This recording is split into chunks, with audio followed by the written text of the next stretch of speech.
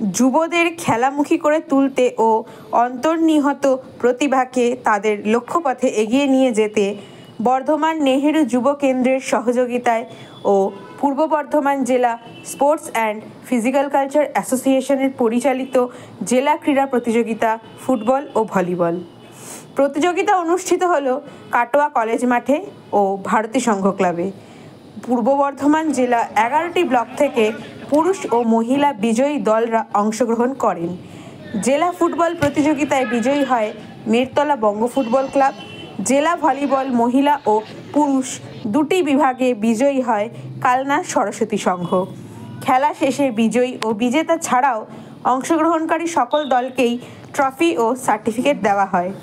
উপস্থিত ছিলেন বর্ধমান নেহেরু যুব কেন্দ্র আধিকারিক উত্তরা বিশ্বাস ও প্রজেক্ট অফিসার সুজন ঠাকুর, কাটোয়া পৌরসভার পৌরপ্রধান মাননীয় সমীর কুমার সাহা, বিশিষ্ট সমাজসেবী শান্তনু বাস, জয়দেব দত্ত, কাটোয়া থানার ট্রাফিক ইনচার্জ স্নেহাশিস চৌধুরী, জাতীয় ভলিবল প্রশিক্ষক কিশোর কুমার মালাকার, ক্রীড়া সম্পাদক সমর দাস সহ অন্যান্য বিশিষ্ট ব্যক্তিরা থেকে যে উইনার টিমগুলো তারা আজকে এখানে খেলছে এবং এরপর যেটা আমাদের সাজেস্টিভ যে আমাদের আছে প্রোগ্রাম আছে যে এরপর এরা স্টেট লেভেল খেলবে।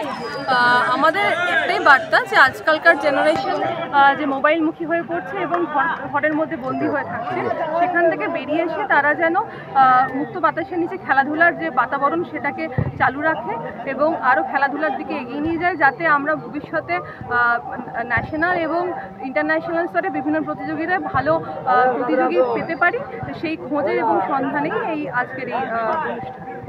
আজকে আপনাদের এখানে কি হচ্ছে? এটা নেহেরু যুব কেন্দ্র যে ব্লক লেভেল পড়তে হয়েছিল, এটা আজকে আমাদের কাটোয়াতে জেলা প্রতিযোগিতাটা হচ্ছে, পরিচালনা নেহেরু যুব কেন্দ্রে আর সহযোগিতায় পূর্ব বর্ধমান জেলা sports and physical culture association. আপনারা জানেন যে আমরা বিভিন্নভাবেই সারা বছর ধরেই খেলাধুলা প্রতিযোগিতার সঙ্গে বিভিন্ন প্রশিক্ষণ শিবিরও করে আসছি। বছর দুয়েক আগে আমরা নেহেরু অ্যাফিলিয়েটেড পেয়েছি এবং এটা নিয়ে আমরা পরপর 2 বছর এই জেলা প্রতিযোগিতাটা আয়োজন করছি। আমাদের উদ্দেশ্য একটাই, যুব সমাজ শিশু সমাজকে খেলামুখী করা, তাদেরকে মাঠমুখী করা।